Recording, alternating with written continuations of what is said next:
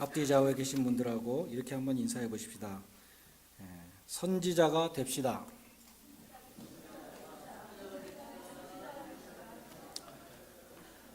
오늘 설교를 들으시면서 선지자가 되자는 이 인사가 무슨 뜻일까 잘 생각하면서 설교를 들으시기 바랍니다.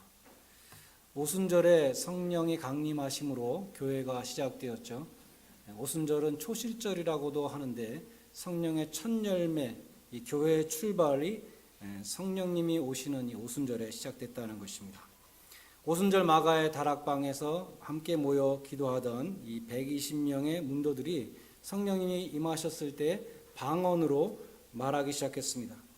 그래서 사람들이 몰려들었는데 이 방언으로 막 예언을 하고 있는 이 사람들 향해서 저희가 새 술에 취했다 이렇게 조롱하는 이가 있었습니다. 베드로는 일어나서 말했습니다. 이 사람들이 지금 대낮에 술에 취한 것이 아니라 성령에 취한 것이다. 그러면서 요엘서를 예언한 것이죠. 하나님께서 성령을 부어 주시겠다고 예언하신 이 요엘서 말씀이 지금 이 자리에 이루어졌다. 그렇게 말하는 장면이 우리가 읽은 오늘 본문인 것입니다. 베드로의 설교는 오순절 성령 강림의 현장에서 행한 최초의 기독교 설교이면서 동시에 최고의 설교로 꼽힙니다.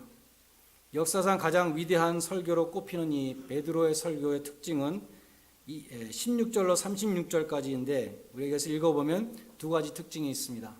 첫 번째는 성경 중심이다. 그래서 설교의 절반이 성경을 인용하고 있습니다. 두 번째는 그리스도 중심이다. 예수님의 죽으심과 부활과 승천에 대해서 증거하고 있는 것입니다. 오늘 우리는 이 베드로의 설교 가운데 요엘서를 인용한 이 부분을 상고하고자 하는 것입니다. 요엘서는 전체적으로 볼 때 메뚜기의 재앙을 통해서 이방 민족들이 이스라엘에 쳐들어오는 이방 군대가 쳐들어오는 그 하나님의 심판을 말씀하고 그 가운데 너희가 구원을 받기 위해서 회개하라고 말씀하는 그 말씀이 요엘 선지자의 전체적인 내용인 것입니다. 그런데 이 예언은 항상 이중적으로 성취되는 것이죠. 구약의 예언들은 역사적으로 이스라엘의 역사 속에서 당시 상황 속에서 이것이 그대로 성취가 되지만 그러나 또 다른 말세에 종말적으로 성취되는 최종적인 성취가 있는 것입니다. 그래서 이방 군대가 메뚜기 떼처럼 쳐들어와서 하나님의 심판을 수행하는 그 때에도 피와 불과 연기의 기둥으로 이스라엘 땅이 초토화될 것이기 때문에 요엘 선지자가 요엘서 2장 13절에 보면 이렇게 촉구하는 장면이 있습니다. 너희는 옷을 찢지 말고 마음을 찢고 하나님 앞으로 돌아오라. 그렇게 촉구하는 장면이 있습니다. 역사 속에서 그런 것들이 다 이루어졌지만 이것이 말세에 하나님이 이 세상을 불로 심판하실 때 다시 한번 이 예언이 성취되는 것입니다. 베드로후서 3장에 있는 말씀처럼 하늘이 큰 소리로 떠나가며 체질이 불에 타서 풀어지고 피와 불과 연기로 황폐한 모습이 될 것입니다. 요엘서 말씀처럼 해가 변하여 어두워지고 달이 변화 피가 되는 일이 있을 것입니다.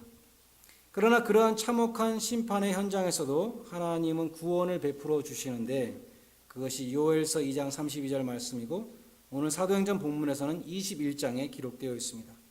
누구든지 주의 이름을 부르는 자는 구원을 얻으리라. 사도 바울은 로마서 10장 13절에서 또 동일한 말씀을 인용했습니다. 누구든지 주의 이름을 부르는 자는 무엇입니까? 예수의 이름을 부르는 자는 구원을 얻으리라. 요엘의 예언이 종말적으로 이렇게 성취되는 것입니다. 그런데 지금 베드로는 요엘서 중에서도 하나님께서 성령을 만민들에게 물 붓듯이 부어주시겠다고 예언한 그 부분을 인용하면서 이것이 지금 오순절 이 자리에서 이루어졌다고 말씀하고 있는 것입니다. 말세에 하나님이 성령을 모든 육체에 부어주리라 예언했는데 요엘 선지자가 그렇게 예언했죠. 그 예언이 오순절 성령 강림을 통해서 성취되었다는 것입니다. 여기서 모든 육체라는 것은 한 사람 한 사람이 다 남김없이 포함된다는 뜻이라기보다는 차별 없이 남녀노소 각계각층을 분문하고 차별 없이 성령을 부어주신다는 뜻입니다. 구약시대에는 특정한 사람에게만 기름 부음이 있었죠. 요한 1서에 보면은 성령을 기름 부음에 이렇게 인용하고 있는데, 기름 부음을 받는 사람은 세 종류의 사람이었습니다. 왕과 제사장과 선지자였습니다. 아무나 제사장이 되는 것이 아니고 아무나 왕이 되는 것이 물론 아니었습니다. 그럼에도 베드로전서 2장 9절에 보면 너희는 다 왕 같은 제사장이다. 예수 그리스도 이후에는 모든 사람이 다 왕이요 제사장이라고 그렇게 말씀하는 것입니다. 구약에서는 특별한 사람에게 기름을 부어서 레위 지파만 됐습니다. 그 지파 사람들만 제사장이 되었고, 그 중에서도 대제사장이 1년에 한 번 딱 하나님 앞에 나갈 수가 있었습니다. 은혜의 보좌 앞에, 그 지성소 안에 있는 하나님의 은혜의 보좌 앞에 1년에 한 번 들어갔습니다. 그러나 히브리서 10장 19절에 보면 예수 그리스도의 피를 가진 사람은 누구나 담대히 그 은혜의 보좌 앞에, 하나님 앞에 나갈 수 있다고 말하는 것입니다. 그래서 신약 시대에는 만인이 다 제사장이 되는 것입니다. 오늘 본문에서 베드로는 요엘서를 인용하면서 말하자면 만인이 다 선지자라고 그렇게 말씀하고 있는 것입니다. 구약 시대에는 특별한 사람들만이 성령의 기름 부음을 받고 하나님의 말씀을 전하며 환상을 보았습니다. 그들이 선지자들이었습니다. 근데 이제 말세에 하나님이 모든 육체에 성령을 부어 주신다는 그 예언이 성취되어서 지금 성령을 받은 이 모든 사람들이 방언으로 하나님의 큰 일을 말하고 있다, 이렇게 설명한 것입니다. 그들 모두가 예언을 했다는 것입니다. 근데 여기에 신학적인 이슈가 있습니다. 제가 오늘 그것을 좀 말씀드리려고 하는데, 오늘날도 누구나 예언을 하는가 하는 문제인 것입니다. 고린도전서 14장에 보면 이런 말씀이 있습니다. 신령한 것을 사모하되 특별히 예언을 하려고 하라, 1절에 기록되어 있습니다. 너희가 다 방언 말하기를 원하나 특별히 예언하기를 원하노라, 5절에 기록되어 있습니다. 예언하기를 사모하며 방언하기를 금하지 말라, 39절에 기록되어 있습니다. 과연 우리는 이 말씀들, 이 예언의 문제를 어떻게 이해해야 할 것인가 하는 것입니다. 오순절 계통의 은사주의적인 신학에서는 당연히 그렇게 말하죠. 오늘날도 사도행전이나 고린도전서 14장에 나오는 이 예언이 있다고 가르칩니다. 오늘날도 하나님이 누구에게나 직통계시를 통해서 말씀하실 수 있다라고 가르치는 것입니다. 그러나 장로교의 입장은 좀 다릅니다. 장로교의 입장은 예언의 은사가 사도시대 이후로는 중단되었다는 중단론이라 할 수 있습니다. 영어로 cessationism입니다. 일례로 에베소서 4장 11절에 보면 교회의 직분자들 가운데 목사와 사도와 교사와 이 직분자들이 열거되는 가운데 선지자가 나옵니다. 오늘날 우리 교회에 선지자라는 직분은 없습니다. 만약에 선지자라는 직분을 세우는 교회가 있다면 이단이나 사이비가 될 것입니다. 선지자는 하나님의 계시를 받아서 전하는 자입니다. 다시 말해서 하나님의 입 역할을 하는 계시의 전달자들이었습니다. 그래서 구약에 보면 선지자들이 여호와께서 이와 같이 말씀하시느니라 라고 맨 처음에 운을 뗀 다음에 하나님의 말씀을 전했습니다. 신약 성경이 완성되기 전에 이 초대교회 당시에, 다시 말해서 사도행전이나 고린도 전서가 기록되었던 그 당시에는 아직 성경이 완성되지 않았기 때문에 하나님의 계시를 전하는 선지자들이 필요했고, 그래서 교회에 선지자라는 직분도 공식적으로 있었지만 성경 말씀이 기록된 다음에는 선지자라는 직분은 없어졌다. 우리는 그렇게 이해하는 것입니다. 성경이 기록된 다음에는 선지자의 직분이 더 이상 필요하지 않게 되었습니다. 성경이 완료된 다음에는, 성경 기록이 완성된 다음에는 성령님께서 기록된 성경을 통해서 우리에게 말씀하십니다. 성경 저자들이 성령의 감동으로, 성령의 영감으로 하나님의 말씀을 기록했는데 그 동일한 성령님께서 우리가 성경을 읽을 때 성령의 조명을 통해서 우리에게 말씀하신다는 것입니다. 성경 계시가 종료된 다음에는 하나님의 직접 계시를 전하는 선지자는 더 이상 존재하지 않습니다. 그것이 장로교의 입장인 것입니다. 물론 오늘날 교회가 선지자적인 사명을 감당해야 된다라고 말할 수 있습니다.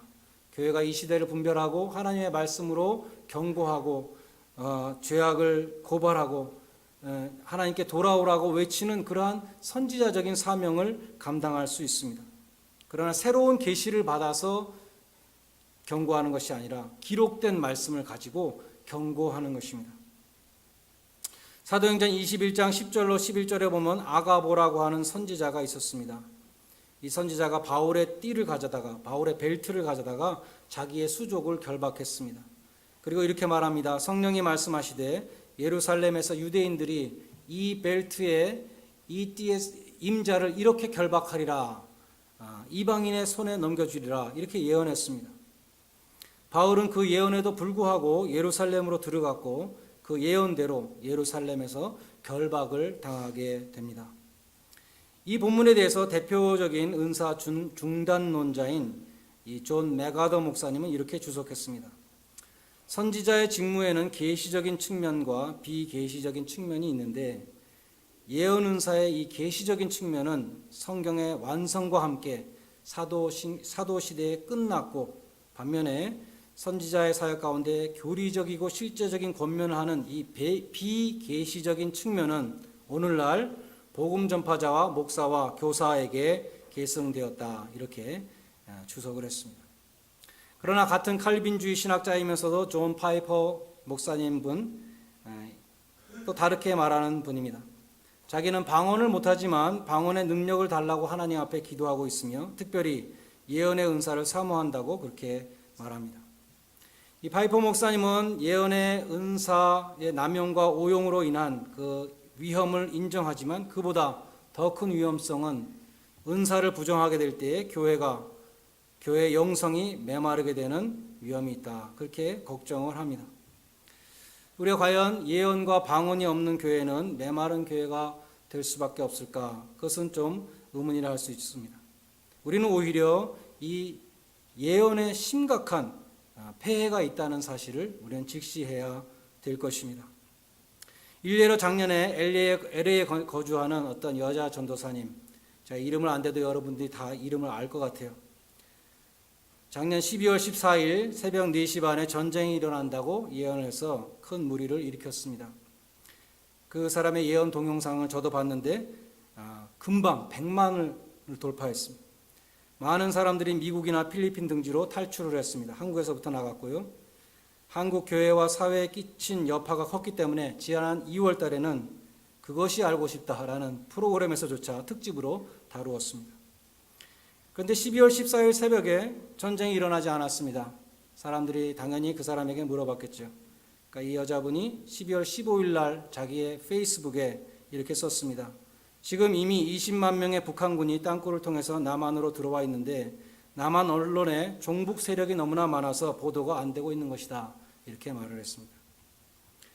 그 여자분이 풀로 신학교에서 공부했다고 자신을 소개했기 때문에 풀로 신학교에서는 그 사람이 풀로에서 공부한 적은 있지만 학위를 마친 적은 없다고 밝히고 다음과 같이 공식적인 성명서를 발표했는데 제일 중요한 부분은 이 부분입니다. Her self-claimed eyewitness account of heaven and hell and prophetic ministry based on her claim of direct revelation from God does not reflect the theological position of Fuller Theological Seminary. 그러니까 이 여자가 천국과 지옥을 봤다고 말하고 자기가 직통 계시를 통해서 한국에 전쟁이 난다고 예언한 이런 모든 것들은 풀로 신학교의 신학적인 입장이 아니라는 것입니다. 미국에서 예언 사역을 하는 IHOP, International House of Prayer 때문에 많은 논란이 있었습니다. 그런데 2011년 3월에 IHOP의 대표인 마이클 비클이 한국에 가서 국민일보와 인터뷰를 했습니다. 그 인터뷰를 한 기자가 말하기를 너무나 뜻밖의 대답이 많았다. 그렇게 말했습니다. 뜻밖의 건전한 정답이 많이 나왔다는 그런 뜻이었습니다. 일례로 기자가 예언을 하십니까? 라고 물었습니다. 마이클 비클이 대답하기를 그렇다고 할 수도 있고 아니라고 할 수도 있다. 고린도전서 14장에 나오는 대로 사람들을 격려하는 것이 예언이라면 나는 예언을 한다. 나는 성경을 기초로 격려하는 말을 한다. 이렇게 대답했습니다. 이 대답은 기본적으로 맞는 것입니다. 고린도전서 14장 3절에 보면 예언하는 자는 사람에게 말하여 덕을 세우며 권면하여 안위하는 것이요. 그렇게 말했습니다. 하나님의 말씀으로 덕을 세우고 위로하고 권면하는 것이 예언이라고 말씀했습니다. 그러니까 오늘날 신약 시대에서 교회에서 우리는 예언을 한다고 말할 수 있습니다. 이런 의미에서 예언하는 것입니다. 하나님의 말씀을 가지고 권면하는 것입니다. 하나님이 당신을 사랑하십니다. 하나님이 당신을 인도하십니다. 보살피십니다. 염려하지 말고 기도하십시오. 하나님을 의지하십시오. 회개하고 잘못된 길에서 돌이키십시오. 인내하십시오. 소망의 줄을 잡고 끝까지 승리하십시오. 하나님의 말씀을 가지고 권면해서 위로하고 바른 길로 이끌을 때에 우리는 예언을 하는 것이라고 말할 수 있는 것입니다. 그런 의미에서 설교가 예언이고, 그런 의미에서 복음을 증거하는 것이 예언이고, 그런 의미에서 여러분이 권면하는 것, 또 이웃을 위해서 기도하는 것, 이런 것들이 다 예언의 사역인 것입니다. 마이클 비클은 성경을 기초로 격려하는 예언을 나는 한다, 그렇게 말했습니다. 또 기자가 마이클 비클에게 묻습니다. 당신은 하나님의 음성을 매일 듣는가? 마이클 비클이 이렇게 대답했습니다. 일생에서 하나님이 한두 번 정도 직접 들을 수 있게 아주 명백하게 말씀하실 수 있다. 그러나 매일 이리 가라 저리 가라 명확하게 들리게 말해주시지는 않는다. 내 경우에도 하나님의 말씀을 명백하게 들은 것은 기도의 집을 하라는 말씀뿐이었다. 우리는 하나님의 음성을 감동으로 듣는다. 직통계시로 듣는 것은 아니지만 이 역시 하나님의 음성이다. 하나님이 주시는 감동을 통해서 일상을 사는 사람들이 크리스찬들이다. 이리 가라 저리 가라는 특별한 음성을 듣는 것은 극히 예외적이다. 우리는 예외적인 것을 상시적인 것으로 구하며 살 수 없다. 이렇게 말했습니다. 이 말도 맞죠. 매일 하나님이 이리 가라 저리 가라, 버스를 타고 갈까요? 택시를 타고 갈까요? 엘리베이터 이쪽 곳 탈까요? 저쪽 곳 탈까요? 오늘 저녁에 반찬은 뭘 할까요? 이런 것을 매일 물어보라고 가르치는 사람도 있습니다. 그런데 하나님은 그런 것까지 일일이 말해주시는 것이 아니라 성령 충만한 사람은 마음의 감동을 통해서 하나님의 뜻을 분별하고 하나님의 뜻대로 살아갈 수 있다는 것입니다. 목사가 축도할 때 성령의 감화 감동과 교통하심과 이런 것들이 그것을 축도하는데 감화 감동을 통해서 우리는 하나님의 길대로 인도받는다는 것입니다. 마이클 비클의 인터뷰 가운데 가장 충격적인 내용은 이것이었습니다. 지난주에 나는 1000명이 참석하는 스태프 미팅을 가졌습니다. 나는 강하게 말했다. 아이합에서 일어난 외적인 현상의 80%가 가짜일 가능성이 크다. 예언하고 넘어뜨리는 것들을 말한다. 그 중에 물론 진짜도 있다. 한 20% 크게 잡은 것이다. 많은 사람들이 진짜 성령이 임하시는 현상을 보고 배워 쇼를 하는 경우도 있다. 예언도 마찬가지다. 때로는 맞지만 대부분의 경우는 아니다. 조금은 맞지만 대부분 맞지 않는 경우가 많다는 것이다. 그래서 마이클 비클 스스로 아이합에서 하는 예언은 크게 잡아도 20% 정도밖에 맞지 않는다고 시인했습니다. 여기서 말하는 예언은 아까 말씀드린 하나님의 말씀, 성경 말씀을 전하는 예언이 아니라 이리 가라 저리 가라 하는 그러한 예언을 말하는 것이죠. 80% 이상이 틀리니까 10중 8구는 틀린다는 이야기입니다. 저도 예언하는 분들을 많이 봤지만 틀리는 것이 많은 것 같습니다. 예언하는 분들이 현재와 과거에 대해서는 훤히 들여다보고 말을 해주는데 미래에 대해서 말하는 것은 나중에 보면 틀린 것이 많이 있습니다. 너희가 내일 일을 알지 못한다. 성경은 말씀합니다. 여러분 10중 8구 틀리는 예언을 믿고 따라가면 안 되겠죠. 차라리 이리 가라 저리 가라는 미아리 점집에 가는 게 더 나을지도 모릅니다. 가셔서는 안 되겠지만 그분들이 80% 이상 틀렸다면 지금까지 문을 열고 장사를 할 수 없을 것입니다. 절반은 맞으니까 하지 않겠습니까? 근데 이분이 이리 가라 저리 가라 하는 그러한 예언들은 80% 이상이 틀린다고 본인 스스로 그렇게 시인을 했다는 것입니다. 오순절에 성령을 받은 사람들이 예언한 하나님의 큰 일이라는 것은 무엇입니까? 예수 그리스도를 통한 하나님의 구원, 이 복음을 각 나라 말로 그 사람들이 선포한 것입니다. 방언으로 예언한 것입니다. 신약 시대의 예언은 예수 그리스도를 통하여 성취될 하나님의 구원, 곧 복음입니다. 구약 시대에는 선지자들이 장차 일어날 하나님의 큰 심판과 구원을 예언했습니다. 신약 시대에는 성령을 받은 모든 사람들이 하나님의 큰 구원을 선포하는 것입니다. 하나님이 택하신 자들을 구원하신다. 그들을 버리지 않으며 세상 끝날까지 함께 하신다. 이 하나님의 말씀을 전하는 것이 신약 시대의 예언인 것입니다. 결론적으로 말세에 하나님께서 모든 사람에게 성령을 부어주신다고 약속하셨습니다. 성령을 물 붓듯이 부어주신다. 성령 충만한 사람은 말씀이 충만한 사람입니다. 에베소서 5장 17절에 보면 성령의 검, 곧 하나님의 말씀을 가지라. 성령이 충만한 사람의 입에서 하나님의 말씀이 나온다는 것입니다. 성령과 말씀은 뗄래야 뗄 수 없는 관계죠. 성경의 저자가 성령이십니다. 성령의 영감으로 성경이 기록되었습니다. 디모데후서 3장 16절에 보면 모든 성경은 하나님의 감동으로 된 것이라. 하나님의 감화 감동으로 성경이 기록되었는데 그 성경을 읽을 때 동일한 감화 감동으로 우리 하나님의 말씀을 듣게 되는 것입니다. 성령 충만한 사람은 그 마음에 하나님의 말씀이 충만한 사람이고 그 입에서 하나님의 말씀이 나오는 사람입니다. 그 성령의 감동하신 가운데 살아가는 사람인 것입니다. 고린도전서 14장 3절은 다시 한번 인용합니다. 예언하는 자는 사람에게 말하여 덕을 세우며 권면하며 안위하는 것이라 말씀했습니다. 여러분의 입으로 증거되는 하나님의 말씀을 통해서 교회에 덕을 세우며 잘못된 길을 가고 있는 사람들을 권면하고 또 위로할 수 있는 여러분이 되시기를 바랍니다. 여러분 모두가 성령이 충만해서 하나님의 말씀을 힘있게 전하는 선지자들이 되시기를 주님의 이름으로 간절히 축원드립니다. 기도하겠습니다. 성령님은 성경 말씀을 통해서 역사하십니다. 여러분은 성경을 얼마나 가까이 하십니까? 여러분은 말씀과 기도로 찬양과 예배로 하나님 앞에 나가고 계십니까? 이 시간 기도할 수 있기를 바랍니다. 우리가 말씀과 기도와 찬양과 예배 가운데 하나님과 교제하며 하나님과 교통하며 성령 충만케 하여 주시옵소서. 그래서 나의 입술을 통해서 증거하는 복음과 말씀을 통해서 많은 자들이 바른 길로 돌아오게 하시고 덕을 세우며 권면하며 안위하는 그러한 성령의 사람들이 되게 하여 주시옵소서. 다 같이 통성으로 함께 기도하겠습니다. 하나님 아버지, 믿는 자들에게 선물로 주시는 성령, 우리 모두에게 물붓듯이 충만히 부어주시기를 소원합니다. 우리의 삶이 성령의 지배를 받는 삶이 되게 하시고 성령의 생각을 품으며 성령의 말하게 하심을 따라 하나님의 말씀을 전하게 하여 주시기를 소원합니다. 성령의 감화 감동하심으로 아버지 하나님이여 다른 사람에게 감동을 주게 하시고 덕을 세우며 안위하며 권면하는 그러한 주의 종들이 되게 하여 주시옵소서. 아버지 하나님, 하나님의 말씀에 충만한 그러한 성령 충만한 자 되게 하시기 바랍니다. 우리 마음속에 하나님의 말씀이 충만할 수 있도록 도와주셔서 우리가 말을 할 때에 하나님의 말씀이 나올 수 있도록 도와주시고 우리의 감화 감동을 통해서 다른 사람들을 감화 감동을 줄 수 있는 저희들 되게 해 주시기를 소원합니다. 아버지, 성령의 사람들이 되게 하여 주시옵소서.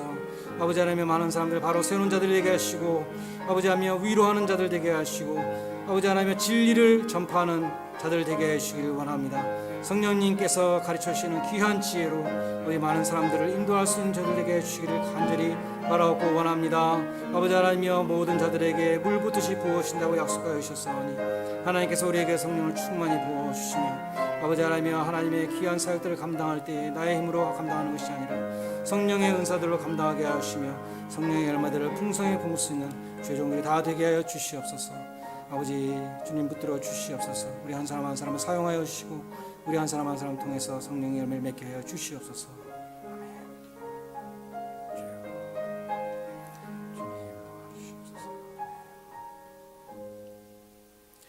하나님 아버지, 믿는 자에게 선물로 주시겠다고 약속하신 그 성령 우리에게 물 붓듯이 충만히 부어주시기를 소원합니다. 그래서 우리의 삶이 성령의 지배를 받는 삶이 되게 해주시고 성령의 생각을 품으며 성령의 말하게 하심을 따라 하나님의 말씀을 전하게 하여 주시옵소서. 성령의 감화하심으로 다른 사람들을 감화 감동하며 덕을 세우며 안위하며 권면하는 성령 충만한 주의 종들이 되게 하여 주시옵소서. 예수님의 이름으로 기도드리옵나이다.